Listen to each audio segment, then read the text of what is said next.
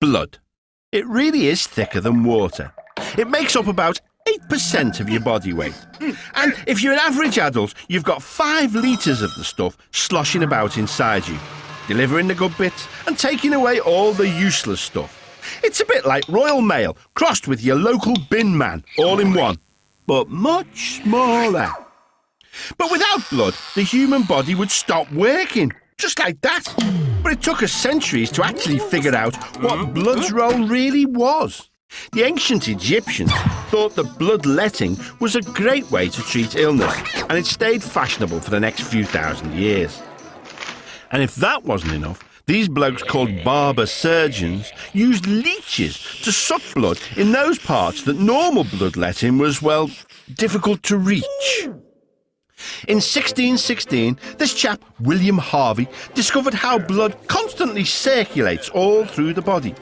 And after that, it didn't take long for doctors to realise that maybe bloodletting wasn't all that good for you. Then someone had a really good idea. The blood transfusion! At first, doctors practised on animals. Then they thought it might be fun to use animal blood on humans. And then they tried it from human to human, with disastrous consequences. But finally, in 1900, someone figured out that not all blood is the same, and they eventually managed to successfully transfer blood from one human being to another. Blood transfusions weren't all that useful, though, till we figured out how to store blood. And that didn't happen until the Great Wars of the 20th century, when there was a desperate need to transport blood from civilian centres out to the battlefields. So, in the past 50 years or so, our understanding of blood and its function has helped millions of people recover from illness and injury.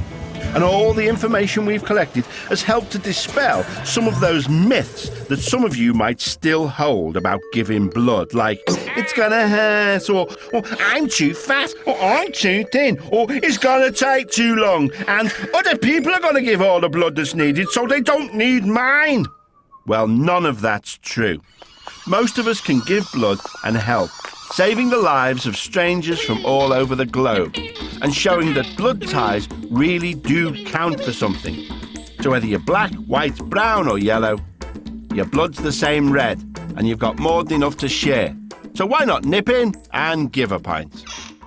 Well, it's not quite a pint. It's about 475 millilitres, which is just under a pint.